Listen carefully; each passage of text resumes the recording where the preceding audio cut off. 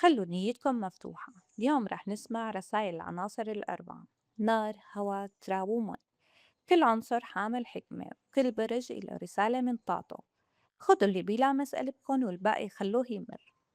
رح نبتدي بالأبراج النارية: حمل، أسد، قوس. الحمل: يا حمل، طاقتك عم تقول إنك عم تعطي أكتر من اللازم وعم تنسى حالك. ملكة الكؤوس المعكوسة عم تطلب منك تهدى، ترجع لجواتك وتسكر أي باب عم يستنزفك هالفترة. أولويتك هي مشاعرك وإعادة توازن قلبك. أما برج الأسد فشو بيقلك؟ شو طلع منه؟ طلع لنا 3 كؤوس عم تقول إنه في طاقة فرح، لمسة ودعم حواليك ودعم حواليك. في ناس صادقة واقفة معك أو خبر حلو جاي من دايرة قريبة. رسالة إلك: اسمح للفرح يفوت وما تعيش كل شي لحالك هالفترة. في احتفال صغير بس أثره كبير على قلبك. أما القوس طلع لي الهيروفانت عم يقول إنك بالفترة محتاج ترجع لشي ثابت، مبدأ، إيمان أو شخص حكيم بيعطيك توجيه.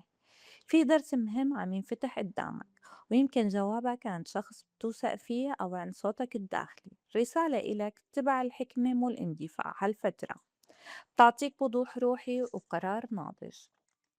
أما الأبراج الهوائية: جوزاء، ميزان، دلو. الجوزاء طلع لي بطاقة 2 من الكوس عم تقول إنه في تقارب وتفاهم أو صلح عم يقرب عليك. في علاقة عم ترجع تتوازن أو شخص عم يفتح لك قلبه من جديد. رسالة إلك: اختار التواصل مو الهروب. هالفترة مناسبة تبني شراكة حقيقية أو تصلح شي كان معلق. أما الميزان: يا ميزان، طلع لي ملك الكوس عم يقول إنك راجع تتحكم بمشاعرك بعد فترة كانت فيها الأمور مهزوزة.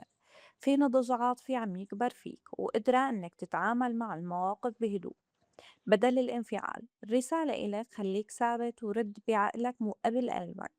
هالفترة بتعطيك قوة داخلية تخليك تختار الصح بدون ما تنأذى. أما الدلو طلع لي كارت الموت عم يقول إنه في مرحلة عم تسكر وشي بحياتك لازم ينتهي ليبدأ شي أنضج وأوضح. الرسالة إلك: لا تقاوم التغيير، احتضنه هالفترة. احتضنه هالفترة فيها تحول كبير ويمكن يكون أهم نقطة انعطاف عندك هالسنة. أما الأبراج المائية: سرطان، عقرب، حوت. السرطان طلع لي فارس العملاق عم يقول إنك ماشي بخطوات بطيئة بالثابتة في هدف أو علاقة عم تبنيها على مهل. يمكن حاسس إنه الطريق طويل. رسالة إلك: استمر ولا تستعجل، النتيجة اللي عم تشتغل عليها رح تجيب ثمارها، بس بده التزام وصبر. أما برج العقرب طلع لي صفحة عمله عم تقول إنه في بداية جديدة عم تنفتح قدامك فكرة، فرصة أو خطوة صغيرة بس تأثيرها كبير. الرسالة إلك: آمن بالبداية واشتغل عليها بتركيز.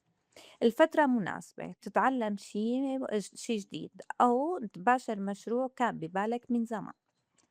أما برج أما برج الحوت طلع لي كارت الشمس عم يقول إنه في وضوح وفرح ونجاح عم يفتح لك الطريق. طاقة إيجابية قوية عم تتشك لقدام، ويمكن خبر حلو أو فرصة طالعة للعمل. الرسالة لك: اسمح للنور يفوت واطلع من أي ظل كنت فيه.